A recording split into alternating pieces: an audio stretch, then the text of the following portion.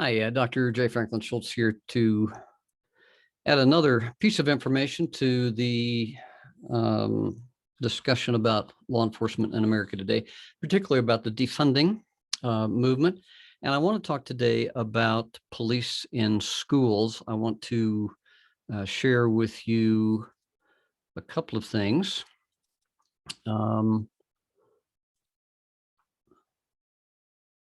One is a little bit about school violence, and here is from a government site talking about crime in schools.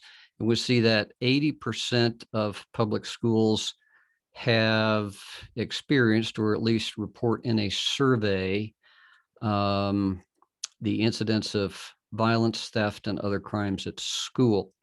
And we'll notice that of the 80%, a little bit more than half are actually reported to the police. So there's discretion within the schools about what they report to the police. Now, here's another thing that I think is of interest, and this is from the National Education Organization site, and it's under the tab for racial and social justice. The NEA is the largest union in America and certainly the largest teaching union. And here's their official position. They support Black Lives Matter. They want to end the so-called school to prison pipeline.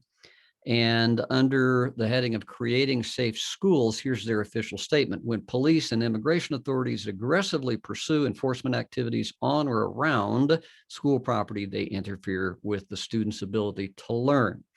I would contend that when there is criminal activity in and around the school grounds, that interferes with the student's ability to learn.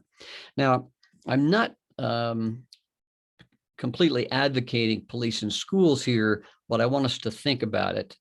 We kind of began that issue of police in schools with the DARE program, which was also followed up by the GREAT program. DARE started in Los Angeles and was begun by the chief of Los Angeles PD back in the 70s. And then the ATF actually started the GREAT program, trying to do some gang intervention and education in the classroom.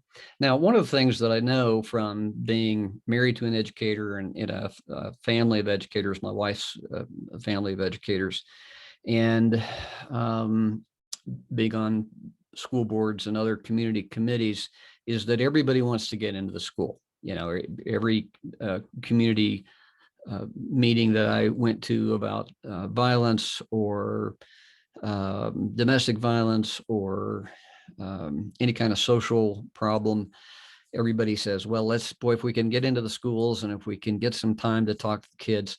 Schools primarily, in addition to all the social benefits that they have, schools are primarily designed to educate students, to prepare them for lives and careers, and to help them learn reading, writing, and arithmetic.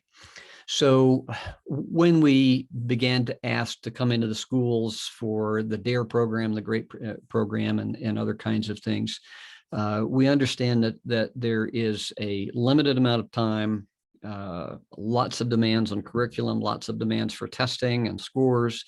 And so, you know, whether any kind of education that's not directed at the primary goal of school needs to be called into question and justified. I had some questions about DARE, just the idea that, you know, police were in the schools and, you know, was that a distraction for the police? Was it a distraction for the students? Those things need to be discussed, certainly. DARE, after a longitudinal study, a long study of many years, where they measured drug use among students, reported among students before DARE and after DARE, there really wasn't a significant effect of the DARE program. And in fact, it was reported that in some schools where there was no pre-existing drug problem, when we brought DARE into the schools, there was a slight uptick in drug use. Maybe it piqued curiosity, I'm not sure. So the DARE curriculum has been revised considerably, and I don't know what the latest study is about the effectiveness of that. And then along came the school shooting concern, and the concern overall in the late 90s and or the late 80s and 1990s about juvenile crime, and particularly juvenile violent crime. Then Columbine was kind of the tipping point for the public saying we need more police in schools. Then we began to remold that as school resource officers. Maybe they were teaching some things like law and constitution, et cetera. Maybe they were doing drug information. Maybe they were there as a protective force in case of an attack on the school. And so that has evolved over the last 20, 30 years as being kind of a normal thing to have police in schools. Much of that has been funded by the federal government. And there's a proposal in the House of Representatives, now in Congress, to cut all federal funding for police in schools. Let me tell you why there might be a need for police officers in schools. One is that we still have a concern about school violence. We kind of forgot about it during COVID because we were lucky to have students in schools in the first place. And now we're seeing at least an uptick in reporting of mass violence in public areas. And this coming school year, I'm sure that we'll be concerned about that again, particularly as more and more police officers are being defunded in terms of their school activities and pulled out of schools. There is a danger of building a wall between violence and crime in the schools and the criminal justice system.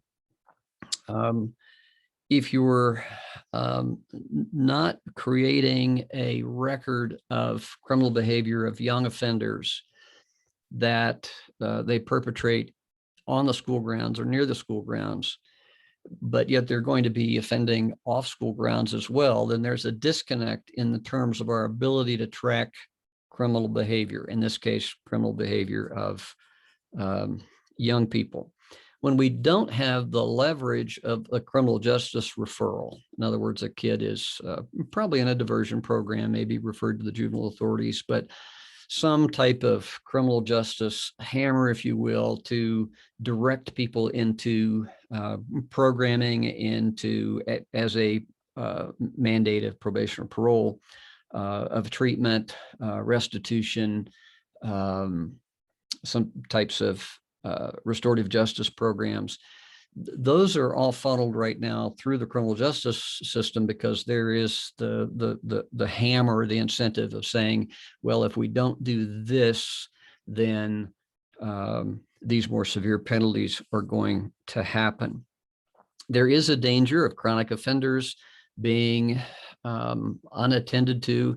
And I'm not against counseling. I'm not against mental health. I'm not against diversion, but those resources are relatively small and overwhelmed in our school system. And sometimes, again, having police attention to those, I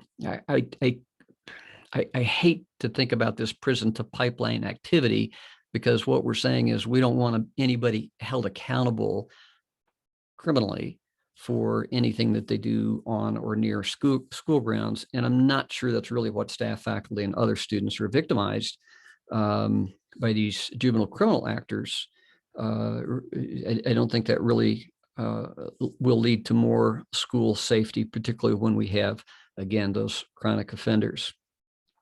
So those are just some thoughts about removing policing from schools.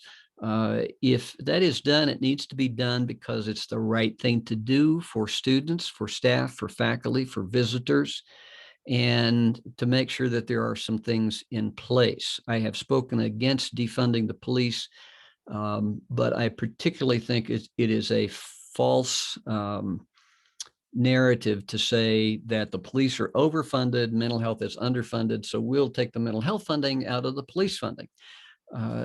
If we do that, that's not going to decrease the calls for service for police. And so police are simply going to be underfunded rather than merely defunded. So I would encourage citizens to be aware of what local school boards are doing, what legislative mandates are doing, what the funding processes are for SROs and other police protective and response services in your school's community.